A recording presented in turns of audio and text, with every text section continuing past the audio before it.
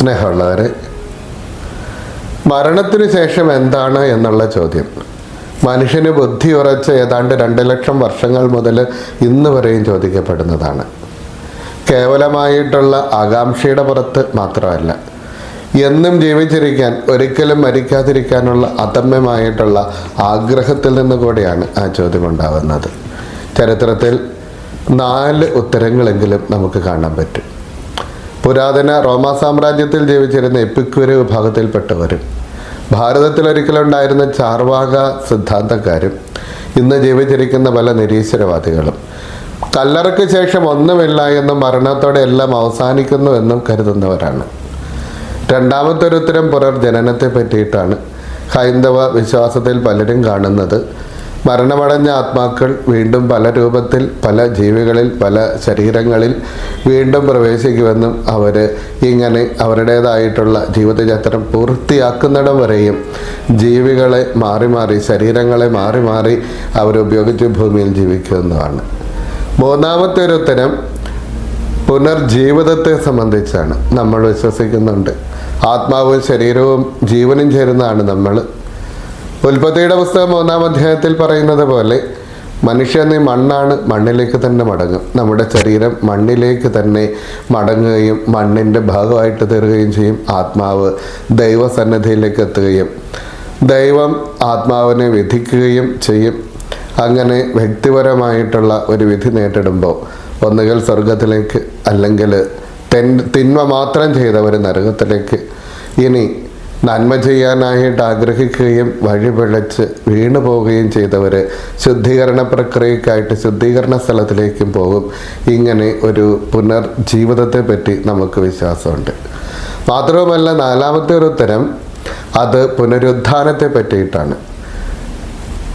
ഇങ്ങനെ കാലത്തിൻ്റെ അവസാനം വരെ പോവുകയും ആകാശത്തിൽ ക്രിസ്തു പ്രത്യക്ഷപ്പെടുന്ന ആ വിധി ദിവസം നമ്മുടെ ആത്മാക്കളെല്ലാം ക്രിസ്തുവിനോടുകൂടെ എത്തുകയും അങ്ങനെ വീണ്ടും നമ്മൾ നഷ്ടപ്പെട്ട ശരീരമായിട്ടല്ല, മഹത്വീകരിക്കപ്പെട്ട ശരീരത്തോടെ, ഇനി ഒരിക്കലും മരണമില്ലാത്ത തരത്തിൽ മഹത്വീകരിക്കപ്പെട്ട ശരീരത്തോടുകൂടെ ഉയർത്തെഴുന്നേൽക്കുകയും ചെയ്യും. കൊരിന്ത്യക്കാർക്ക് എഴുതിയ 1-ാമത്തെ ലേഖനം 15-ാമത്തെ അധ്യായത്തിൽ, തെസലോനിക്കക്കാർക്ക് എഴുതിയ ലേഖനത്തിലൊക്കെ നമ്മളിത് കാണുന്നുണ്ട്. ഇങ്ങനെ പുനർജീവിതവും പുനരുദ്ധാനവും ചേരുന്നതാണ് നമ്മുടെ മരണത്തിന് ശേഷമുള്ള വിശ്വാസം. 2-ാമത്തെ ആഗമനം വരെയും നമ്മുടെ ശരീരങ്ങൾ ഇവിടെ അഴിഞ്ഞ് ഇല്ലാതായിത്തീരുന്നത് അവസാന വിധി ദിവസം മഹത്വീകരിക്കപ്പെട്ട ശരീരമായിട്ട് ഉയർന്നെഴുന്നേറ്റ് ആത്മാവിനോട് ചേർന്ന് നിത്യ സൗഭാഗ്യത്തിലേക്കാകും എന്ന് ഇത് തോമസ് അക്വിനാസ് വളരെ കൃത്യമായിട്ട് പഠിപ്പിക്കുകയും ചെയ്യുന്നുണ്ട്. ഈ ഒരു ചിന്തകൾ രൂപപ്പെട്ടു വരുന്നത് യേശുവിൻ്റെ വാക്കുകളിൽ നിന്നാണ്. പ്രത്യേകിച്ചും ഇന്നത്തെ സുവിശേഷം സദുക്കായർ, പുനരുദ്ധാനത്തിൽ വിശ്വസിക്കാത്തവർ യേശുവിൻ്റെ അടുക്കൽ വന്ന് ചോദിക്കുന്നുണ്ട്. ഒരു പൊട്ട ചോദ്യവുമായിട്ട് ഒരു സ്ത്രീക്ക് 7 ഭർത്താക്കന്മാരുണ്ടായിരുന്നു. ഓരോരോ സമയങ്ങളിൽ ഉയർത്തെഴുന്നേൽക്കുമ്പോൾ അവൾ ആരുടെ ഭാര്യയായിരിക്കും എന്നുള്ളതാണ് ചോദ്യം. സദുക്കായർ പുനരുദ്ധാനത്തിൽ വിശ്വസിച്ചിരുന്നില്ല. യേശുവിൻ്റെ കാലത്ത് പുനരുദ്ധാനത്തിൽ വിശ്വസിച്ചിരുന്ന കുറേയേറെ ഭക്തരായിട്ടുള്ള യഹൂദരും ഫരിസേയരും ഉണ്ടായിരുന്നു. യോഹന്നാൻ്റെ സുവിശേഷത്തിൽ നമ്മൾ വായിക്കുന്നുണ്ടല്ലോ, യേശു മർത്തായോടുള്ള സംസാരിക്കുന്ന സമയത്ത് അവന് നീ വിശ്വസിക്കുന്നുണ്ടോ എന്ന് ചോദിക്കുമ്പോൾ, ഉയർക്കുമെന്ന് വിശ്വസിക്കുന്നുണ്ടോ എന്ന് ചോദിക്കുമ്പം മർത്ത പറയുന്ന കാര്യം അവസാന ദിവസത്തെ പുനരുദ്ധാനത്തിൽ അവൻ ഉയർത്തെഴുന്നേൽക്കുമെന്ന് ഞാൻ വിശ്വസിക്കുന്നുണ്ട്. ഈശോ പറയും, ഞാനാണ് പുനരുദ്ധാനവും ജീവനും. അതായത് യേശുവിന് മുൻപേ ഒരു 200 വർഷങ്ങൾക്ക് മുൻപേ വരെയുള്ള അവരുടെ വിശ്വാസം, ആത്മാക്കൾ ഇങ്ങനെ ഏതോ ഒരു സ്ഥലത്ത്, ഒരു നിശബ്ദതയുടെ സ്ഥലത്ത് അവർ ഒരു പ്രതിഫല ഇച്ഛ കൂടാതെയും എന്നാൽ അതോടൊപ്പം തന്നെ ശിക്ഷയുടേതായിട്ടുള്ളതൊന്നുമില്ലാതെയും ഒരു പ്രത്യേക ദ്രാവകാവസ്ഥയിൽ നിന്നാണ് റിച്ചിയോത്ത് ഇതിൻ്റെ പുസ്തകത്തിൽ പറയുന്നത്. അങ്ങനെയുള്ള ഒരവസ്ഥയിൽ, ഒരു അന്ധകാരത്തിൻ്റെ സ്ഥലത്ത്, ഷിയോൾ എന്ന് പറയുന്ന സ്ഥലത്ത് ആത്മാക്കളുണ്ട് എന്നാണ് അവർ വിശ്വസിച്ചിരുന്നത്. അതിനുശേഷം ദാവീദിൻ്റെ കാലത്ത് മക്കബായക്കാരുടെ രണ്ടാമത്തെ പുസ്തകം എഴുതുന്ന മക്കബായ വിപ്ലവത്തിൻ്റെ കാലത്തിലാണ് പുനരുത്ഥാനത്തെ പറ്റിയിട്ടുള്ള ചിന്ത ശക്തിപ്പെടുന്നത്. നീതിമാന്മാർക്ക് സൗഭാഗ്യം കിട്ടുന്നതിന് തിന്മ മാത്രം പ്രവർത്തിക്കുന്നവർക്ക് അവരുടെ പ്രതിഫലം ലഭിക്കുന്നവരുമായിട്ട് അവസാന ദിവസത്തെ പുനരുത്ഥാനത്തെ പറ്റിയിട്ടുള്ള ചിന്ത ദൈവം മനുഷ്യരുടെ ഉള്ളിൽ അവസിപ്പിക്കുന്നുണ്ട്. യേശു ലോകത്തിൽ വരുമ്പോൾ പുനരുത്ഥാനത്തെ പറ്റി വ്യക്തമായിട്ട് അവൻ പഠിപ്പിക്കുന്നത് എവിടെയാണ്? അവർ ഉയർത്തെഴുന്നേൽക്കുന്നവർ ദൈവദൂതന്മാരെ പോലെ ആയിരിക്കും. വിവാഹത്തിൻ്റെ ആവശ്യമില്ല അവർക്ക്. ഭൂമിയിൽ എന്തിനാണ് നമ്മൾ വിവാഹം ചെയ്യുന്നത്? ഒന്ന്, ഇണയും തുണയുമായിട്ട് ജീവിച്ച് മാനസികവും ശാരീരികവുമായിട്ടുള്ള പരസ്പരമുള്ള പൂരകങ്ങളായിട്ട് ജീവിച്ച് അങ്ങനെ സന്തോഷത്തിൽ കൂട്ടത്തിൽ ആരെങ്കിലും ഉണ്ട് എന്നുള്ള ആ ഒരു വിശ്വാസത്തിൽ ജീവിതം മുന്നോട്ട് കൊണ്ടുപോകാൻ. സ്വർഗത്തിലാകുമ്പോൾ നമുക്ക് അങ്ങനെ ഒരാളുടെ ആവശ്യമേ ഇല്ല. പിന്നെയോ നിത്യസമയത്ത് നിത്യകാലത്തേക്ക് ഏറ്റവും വലിയ ആനന്ദദായകമായിട്ടുള്ള കാഴ്ചയായ ദൈവത്തെ കണ്ടിരിക്കുമ്പോൾ എന്തിനാണ് മനുഷ്യർ വിവാഹം ചെയ്യുന്നത്? രണ്ടാമത് വിവാഹം ചെയ്യുന്നത് ഈ തലമുറ മുന്നോട്ട് കൊണ്ടുപോകാൻ വേണ്ടിയിട്ടല്ലേ? മനുഷ്യവംശത്തെ മുന്നോട്ട് കൊണ്ടുപോകണം. മരണമുള്ളത് കൊണ്ടാണ് മനുഷ്യവംശത്തെ മുന്നോട്ട് കൊണ്ടുപോകേണ്ട ആവശ്യമുണ്ടാവുന്നത്. മരണമില്ല എങ്കിൽ അടുത്തൊരു തലമുറ ആവശ്യമില്ലല്ലോ. സ്വർഗത്തിലാവട്ടെ മരണമില്ലാത്ത അവസ്ഥയിലാണ് നമ്മൾ. അതുകൊണ്ട് തന്നെയും ഇവിടുത്തെ ശരീരങ്ങളായിരിക്കില്ല, ഇവിടുത്തെ ആവശ്യങ്ങളായിരിക്കില്ല, ഇവിടുത്തെ അവസ്ഥയുമായിരിക്കില്ല സ്വർഗത്തിലുണ്ടാവുന്നത്. അതുകൊണ്ടാണ് ഈശോ പറയുന്നത്, നിങ്ങൾക്ക് വലിയ തെറ്റ് പറ്റിപ്പോയി. എന്തിനാണ് തെറ്റ് പറ്റിയത്?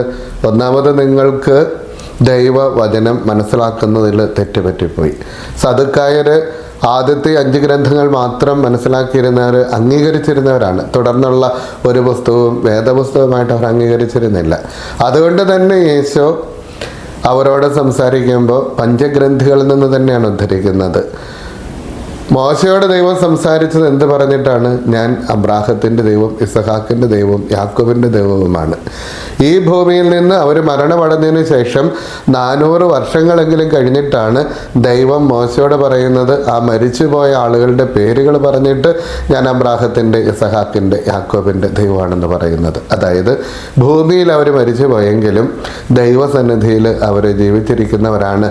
അവർക്ക് മറ്റൊരവസ്ഥയിൽ ദൈവത്തിൻ്റെ സന്നിധിയിൽ അവർക്ക് അസ്തിത്വമുണ്ട്. അത് നിങ്ങൾ എന്തുകൊണ്ടാണ് മനസ്സിലാക്കാത്തത്? മരിച്ചുപോയെങ്കിൽ, ദൈവത്തിൻ്റെ മുൻപിൽ മരിച്ചുപോയെങ്കിൽ അവരുടെ പേരുകൾ ദൈവം ഉദ്ധരിക്കേണ്ടതില്ലല്ലോ. രണ്ടാമത് ഈശോ പറയും, ദൈവത്തിൻ്റെ ശക്തി മനസ്സിലാക്കാത്തത് കൊണ്ടാണ് നിങ്ങൾക്ക് തെറ്റുപറ്റുന്നത്. പൊടിയിൽ നിന്ന് മനുഷ്യനെ സൃഷ്ടിക്കാൻ ദൈവത്തിന് കഴിയുമെങ്കിൽ എന്തുകൊണ്ട് മനുഷ്യനെ ഉയർപ്പിക്കാൻ ദൈവത്തിന് കഴിയില്ല? ഇതാണ് യേശുവിൻ്റെ ചോദ്യം. നമ്മുടെ ഈ കാലഘട്ടത്തിൽ നമുക്കൊരു തെളിവ് കൂടെയുണ്ട്. യേശു ഉയർപ്പിച്ചവരും യേശു ഉയർത്തെഴുന്നേറ്റതും. ഉയർത്തെഴുന്നേറ്റ് യേശു വീണ്ടും മരണത്തിന് വിധേയനായില്ല. യേശു ഉയർത്തെഴുന്നേറ്റെങ്കിൽ എന്തുകൊണ്ട് നമുക്ക് ഉയർത്തെഴുന്നേൽക്കാൻ പറ്റില്ല? അതാണ് പൗലോസ് ശ്ലീഹ പറയുന്നത് കൊരിന്ത്യർക്ക് എഴുതിയ 1-ാമത്തെ ലേഖനത്തിൽ തന്നെ 15-ാമത്തെ അധ്യായം 17-ാമത്തെ വാചകത്തിൽ പറയുന്നുണ്ട്, കർത്താവ് ഉയർത്തെഴുന്നേറ്റില്ല എങ്കിൽ ഞങ്ങളുടെ പ്രസംഗം വ്യർത്ഥമാണ്, നിങ്ങളുടെ വിശ്വാസം വ്യർത്ഥമാണ്. അത് പ്രിയമുള്ളവരെ, തെറ്റ് പറ്റാനായിട്ടുള്ള 2 കാരണങ്ങൾ ശ്രദ്ധ ഉള്ളവരായിരിക്കണം നമ്മൾ. 1, ദൈവവചനം വ്യാഖ്യാനിക്കുന്നതിൽ തെറ്റുപറ്റരുത്. 2, ദൈവത്തിൻ്റെ ശക്തി മനസ്സിലാക്കുന്നതിൽ. ഈ 2 കാര്യത്തിൽ തെറ്റുപറ്റുമ്പോഴാണ് പുനരുദ്ധാനത്തെ പറ്റി മാത്രമല്ല ജീവിതത്തിൽ തന്നെ നമുക്ക് നിരാശ വരുന്നത്. പുനരുദ്ധാനത്തിൻ്റെ ചിന്ത നമുക്കെപ്പോഴും പ്രതീക്ഷയുടെ ഒരു ചിന്തയാണ്. ഈ ലോകത്തിൽ തന്നെ ജീവിക്കാൻ പ്രേരിപ്പിക്കുന്നത് തന്നെ. എത്രമാത്രം സഹനങ്ങളുണ്ടെങ്കിലും അതിനെയൊക്കെ അതിജീവിക്കാൻ പ്രേരിപ്പിക്കുന്നത് ഇതിൽ നിന്നൊക്കെ ഒരു പുനരുദ്ധാനം ഉണ്ടാകും എന്നുള്ളത് കൊണ്ടല്ലേ. നമ്മുടെ ജീവിതത്തിൽ ഏത് സഹനങ്ങളും നമ്മൾ സഹിക്കുന്നത് ഇന്നല്ലെങ്കിൽ നാളെ ദുഃഖവെള്ളിയാഴ്ച അവസാനിക്കുമെന്നും നിശബ്ദതയുടെ ദുഃഖ ശനിയാഴ്ച അവസാനിക്കുമെന്നും അതിൻ്റെ അപ്പുറത്തേക്ക് ഒരു പുതിയ പ്രഭാതം ഉണ്ടാകുമെന്ന് വിശ്വസിക്കുന്നത് കൊണ്ടല്ലേ. ആ ഒരു പ്രഭാതം ഉണ്ടാകുമെന്ന് വിശ്വസിക്കാനായിട്ട് നമുക്ക് സാധിക്കുന്നത് എന്തുകൊണ്ടാണ്? ഈശോ പറയുന്നത് പോലെ ദൈവം അബ്രാഹത്തിൻ്റെ, ഇസഹാക്കിൻ്റെ, യാക്കോബിൻ്റെ ദൈവമാണെന്നുള്ളത് കൊണ്ട്. നമുക്ക് തെറ്റുപറ്റാൻ കാരണം നമ്മുടെ കാഴ്ചപ്പാടിൽ ഞാൻ മാത്രമേ ഉള്ളൂ, ഈ പ്രാർത്ഥിക്കുന്ന ഞാൻ മാത്രമേ ഉള്ളൂ. അതായത് ഞാൻ പ്രാർത്ഥിക്കുമ്പോൾ എനിക്ക് കിട്ടിയില്ല എന്ന് മാത്രം നമ്മൾ ചിന്തിക്കുന്നത്. മറ്റൊരു തരത്തിൽ നമുക്ക് ചിന്തിച്ചുകൂടെ? ഈശോ പറയുന്നത് പോലെ എൻ്റെ അപ്പൻ, എൻ്റെ വല്യപ്പൻ്റെ അപ്പൻ, ഇങ്ങനെ നോക്കിയാൽ തലമുറയായിട്ട് അമ്മ, അപ്പൻ, അവരുടെയൊക്കെ എത്രയോ തലമുറകൾ ദൈവം പറയും എൻ്റെ മുൻപിൽ ഇതുപോലെ പ്രാർത്ഥിച്ചതാണ്. അവർ പ്രാർത്ഥിച്ച അത്രയൊന്നും നീ പ്രാർത്ഥിച്ചിട്ടില്ല. അവരെ ഞാൻ കൈപിടിച്ച് നടത്തിയത്. നിനക്കുള്ളതിനേക്കാൾ എത്രയോ വലിയ ആപത്കരമായിട്ടുള്ള ചുറ്റുവട്ടങ്ങളിൽ ഞാൻ അവരെ സംരക്ഷിച്ചിട്ടുണ്ട്. എനിക്കറിയാമത്. പിന്നെന്തിനാണ് നീ ഈ ആകുലപ്പെടുന്നത്? അവരുടെ മുകളിലുള്ള ആളുകളെ, ഭൂമിയിൽ മനുഷ്യനുണ്ടായ അന്ന് മുതൽ ഇന്ന് വരെയുള്ള മനുഷ്യരെ പരിപാലിച്ച് നിന്റെ അടുക്കൽ വരെ ഈ മനുഷ്യവംശത്തെ എത്തിക്കാൻ എനിക്ക് കഴിഞ്ഞുവെങ്കിൽ പിന്നെ എന്തിനാണ് നീ ആകുലപ്പെടുന്നത്? അതിൻ്റെ അപ്പുറത്തേക്ക് നിന്നെ സംരക്ഷിക്കാൻ എനിക്ക് സാധിക്കില്ലേ എന്ന് യേശു ചോദിക്കുന്നുണ്ട്. അതുകൊണ്ടാണ് പറയുന്നത്, ദൈവത്തിൻ്റെ ശക്തിയിലും നിനക്ക് തെറ്റുപറ്റി, ദൈവത്തിൻ്റെ ശക്തിയെ നീ വില കുറച്ച് കാണുകയാണ്. അതിനെ പ്രിയമുള്ളവരെ, പുനരുത്ഥാനത്തെ പറ്റിയിട്ടുള്ള ചിന്ത. ഒന്നാമത്, നമ്മൾ അവസാന ദിവസം ഉയർത്തെഴുന്നേൽക്കും. അതിനു മുൻപേ തന്നെ നമ്മുടെ ആത്മാക്കൾ ദൈവസന്നിധിയിലാണ്. അതുമാത്രമല്ല, ഈ ലോകത്തിലുള്ള ഓരോരോ ചെറിയ ബുദ്ധിമുട്ടുകളിലും പ്രതിസന്ധികളിലും വീഴ്ചകളിലും നിന്ന് നമുക്ക് ഉയർത്തെഴുന്നേൽക്കാനായിട്ട് കഴിയും. കാരണം ദൈവം എൻ്റെ മാത്രമല്ല, എൻ്റെ എല്ലാ പൂർവ്വ തലമുറയെയും സംരക്ഷിച്ചവൻ ഇന്നെയും സംരക്ഷിക്കും. ദൈവത്തിന് അതിന് ശക്തിയുണ്ട്. തമ്പുരാൻ പറയുന്നത് പോലെ ദൈവത്തിൻ്റെ ശക്തി മനസ്സിലാക്കുന്നതിലും നമ്മുടെ പൂർവികരെ പരിപാലിച്ച ദൈവത്തെ കണ്ടെത്തുന്നതിലും നമുക്കൊരിക്കലും അപകടം സംഭവിച്ചുകൂടാ. ദൈവം അനുഗ്രഹിക്കട്ടെ.